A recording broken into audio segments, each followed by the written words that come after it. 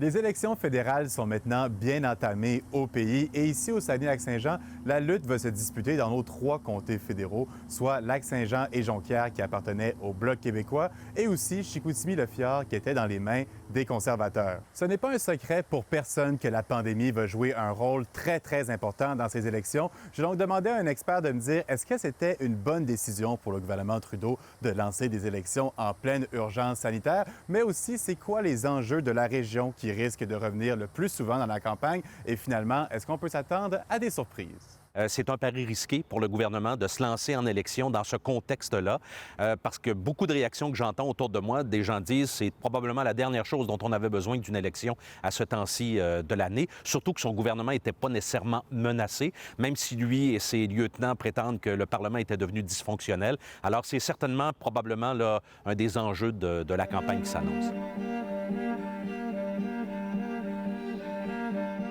Moi, je pense que ça risque, la pandémie, de changer deux choses. D'abord, ça va influencer grandement le thème de la campagne électorale, parce que, comme je l'expliquais tout à l'heure, ça risque d'être cette campagne-là, un référendum pour ou contre la façon dont le gouvernement a géré les choses. Et est-ce que vous êtes d'accord ou pas pour lui donner la chance de poursuivre? Ça, c'est la première des choses. Deuxième des choses, juste sur le plan de la logistique, l'organisation des campagnes électorales, les rassemblements, les autobus, la façon de visiter et de rejoindre les gens. Il y a toute la question également du vote par correspondance qui risque de prendre beaucoup d'importance.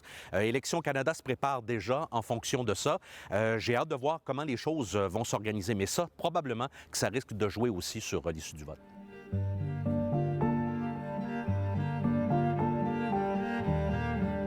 Il en reste pas moins qu'il y a probablement des enjeux régionaux, mais liés à la pandémie et à la reprise économique. Par exemple, ici au Saguenay-Lac-Saint-Jean, on entend beaucoup parler de pénurie de main-d'œuvre, comme partout ailleurs à la grandeur du pays. Alors, dans la relance économique qui suit la pandémie, alors quels sont les efforts qui vont être mis, les mesures qui vont aider les entrepreneurs, les entreprises, les gens d'affaires à justement juguler cette pénurie de main-d'œuvre-là? Parmi les enjeux régionaux également que je vois, il y a, appelons ça l'après GNL Québec, parce que ce projet-là étant disparu de la carte, pour les raisons que l'on sait, ça me donne l'impression qu'il y a probablement une prise pour certains politiciens pour dire, bon, bien, à partir du moment où ce projet-là, dont on attendait beaucoup, ne se réalise pas, qu'est-ce qu'on pourrait faire d'autre pour dynamiser, relancer, stimuler l'économie, l'entreprise régionale, notamment au niveau de l'exploitation des matières premières, des richesses naturelles?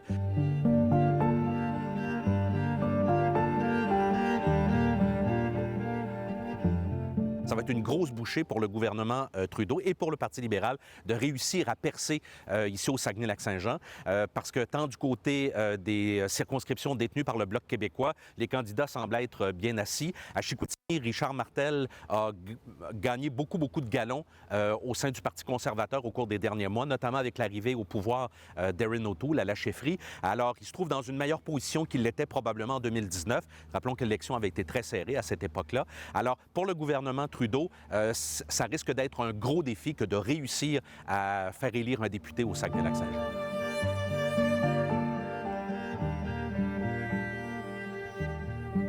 Sur le radar, je ne vois pas de grandes surprises parce que l'élection, le but de Justin Trudeau, c'est d'obtenir une majorité.